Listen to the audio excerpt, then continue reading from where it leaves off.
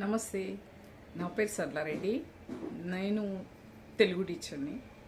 అంటే నాకు తెలుగు పట్ల ఉన్న వ్యామోహమా, మరి తెలుగు టీచర్ అని నేను స్వార్థమా నాకు తెలియదు. కానీ ఒకటి చెప్పాలనుకుంటున్నాను మీతో. ఇప్పుడున్న సిచ్యువేషన్లో పిల్లలకి చాలా అంటే చాలా మొత్తం తెలుగు పైన విరక్తి ఉట్టిపించి ఆంగ్ల భాష మీద చాలా వ్యామోహం వచ్చేటట్టుగా తెలుగు మాట్లాడితే పనిష్మెంట్, లేదంటే క్లాస్ బయట పంపించడం, ఫైన్ వేయటం ఇట్లాంటివి కూడా జరుగుతున్నాయి. చాలా నా ఎక్స్పీరియన్స్లో చూశాను. అయితే ఒకటి నేను ఫేస్ చేశాను. అది నేను స్కూల్ పేరు చెప్పదలుచుకోలేదు. ఒక స్కూల్లో ఎట్లా అంటే బాబు కైట్ ప్రిపేర్ చేసుకుంటా అని చెప్పేసి, అంటే పతంగి అంటారు కదా, పతంగి ఎగరవేయటం. దసరా పండగ ముందు సీజన్లో హాలిడేస్ వచ్చేసాయి స్కూల్కి. సో ఇప్పుడు నేను తెలుగు అన్నప్పుడు నేను తెలుగులో నాకు ఇంగ్లీష్ వర్డ్స్ వస్తున్నాయి అంటే అంటారు కదా, 6 నెలల సహవాసం అని, వాళ్ళు వీళ్ళు అవుతారు, వీళ్ళు వాళ్ళు అవుతారని. తెలుగు వాళ్ళు ఇంగ్లీష్ మాట్లాడకపోతే కూడా ఒక అవమానంగా చూస్తున్నారు, తక్కువ చేసి మాట్లాడుతున్నారు. అందుకే మేము కూడా వాళ్ళతో పాటు ప్రయాణం చేయడం జరుగుతుంది. అయితే ఈ కథలోకి వద్దాం. అయితే ఒక రియల్ స్టోరీ, కథ కూడా కాదు. అయితే వాళ్ళ మదర్ వచ్చేసి ఐరన్ చేసుకుంటుంటుంది, బట్టలు ఇస్త్రీ చేసుకుంటూ వాళ్ళ జీవనం గడుపుతారనమాట. పిల్లవాడిని మాత్రం మంచి స్కూల్లో జాయిన్ చేసింది. ఆ పిల్లవాడు మమ్మీ నాకు కైట్ కట్టుకుండా నాకు థ్రెడ్ ఇవ్వు అని అంటున్నాడంట. థ్రెడ్ ఏంద్రా, ఆమెకు అర్థం కావట్లేదు. తెడ్డు అంటుంది. అయితే బాగా కుట్టిందంట. ఇంకా పిల్లోడు సండే కదా, బయట ఆడిండు, తిరిగిండు, వచ్చిండు, పడుకున్నాడంట.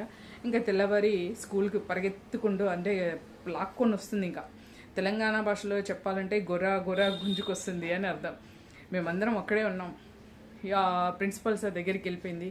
సార్ నిన్న నా ప్రాణం తీసిండు వీడు, వీనితోటి ఎట్లనే ఏమో, ఒకటే లొల్లి నిన్న, ఒకటే నాకు పని చేసుకొనియలే, నాకు పని కాలేదు, అసలు వీడు బాధ ఏందో చూడుండ్రి అని అన్నదనమాట.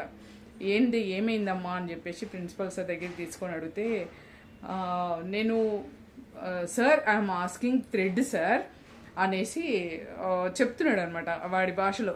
నేను థ్రెడ్ అడుగుతున్నాను, నేను అడిగితే ఇయ్యట్లేదు, కైట్ కట్టుకుందామంటే అంటే, అయ్యో థ్రెడ్ అంటే దారమమ్మా అంటే, అప్పుడు అయ్యో నాకేం తెలుసు సార్, నాకేమో చదువు రాకపోయే, వాడు తెడ్డు అంటే నాకు అర్థం కాలేదు, వాడు తెలుగులో చెప్తే అయిపోతుండే అని నాకు అప్పుడు అనిపించింది సార్.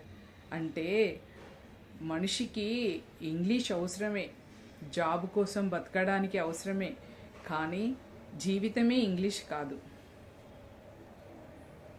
కాబట్టి తెలుగు యొక్క ప్రాముఖ్యతను పిల్లలకు నేర్పించండి. తెలుగులోనే వాళ్ళకు అర్థమయ్యే విధంగా చెప్పండి. ఇటు తెలుగు కాకుండా అటు ఇంగ్లీష్ రాకుండా, ఏది కాకుండా పిల్లలకు విలువలు తగ్గిపోతున్నాయి. ఆ మధురమైన భాష యొక్క విలువ అంతరించిపోతుంది.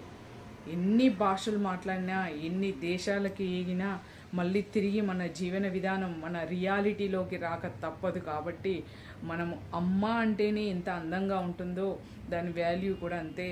మరీ తెలుగును తక్కువ చేసి మాట్లాడకండి. తెలుగు మీద వ్యామోహాన్ని సంపేయకండి.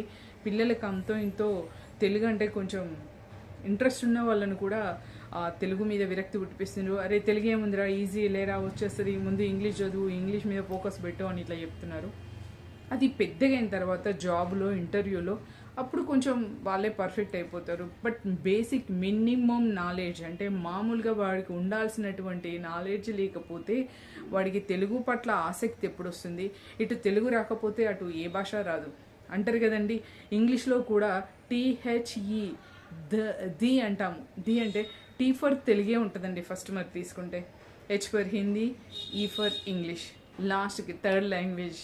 కాబట్టి స్వార్థంతో కాకుండా మంచి మనసుతో అవసరమైనటువంటి భాషను అనవసరంగా పక్కకు పడేయకండి. సో ఆలోచించుకోండి నేను చెప్పింది. గురువులకి, అంటే నేను చెప్పే నాతోటి ఉపాధ్యాయులకి మరియు పేరెంట్స్కి కూడా, అంటే తల్లిదండ్రులకు కూడా నేను విన్నవించుకుంటున్నాను. Thank you so much.